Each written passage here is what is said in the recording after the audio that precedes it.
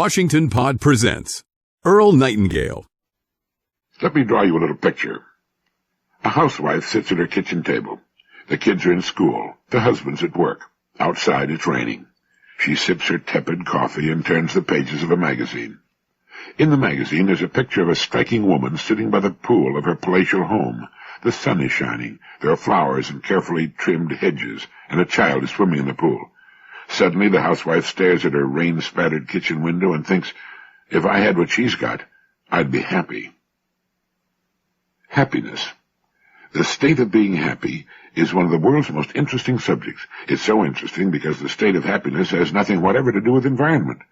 A world-famous entertainer steps out of his private jet at the Los Angeles airport and is, at that moment, less happy than the man who will now refuel the airplane. Another time, the entertainer will be happier. But the rich woman in the magazine sitting by her pool in the lovely setting is not by any means happier than the woman in the kitchen with the rain coming down outside.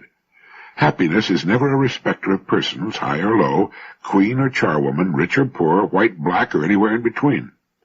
A friend of mine who's worth several $1 million and who was one of the happiest people I ever knew has changed completely and is now one of the world's unhappiest people.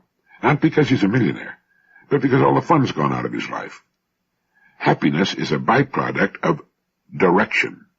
That is, happiness is a condition that depends upon the direction in which we're moving. My friend had been a happy man most of the time for many years because he had been actively working toward a goal he wanted very much to achieve. Well, he's achieved his goal now, with nowhere else to go, which is his own fault, and he's miserable. The world-famous entertainer leaving his private jet is bored and unhappy. He's heading home to a lonely house. The young man servicing the jet plane has a date that night with a girl he's in love with. He's in a state of euphoria. The woman sitting by the pool with a beautiful home may well be quite happy at the time the picture's taken. She's delighted that she and her friends will soon see her and her home in a national publication.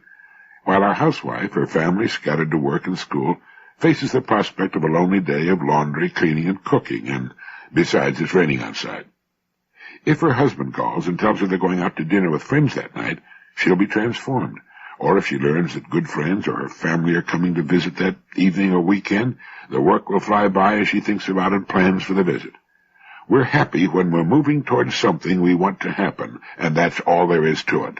Nothing else makes much difference. The person or family that's working toward goals, priorities that are not too distant to be exciting, will tend to be happier than the person or family without them. Happiness, it's a very interesting thing. Thank you.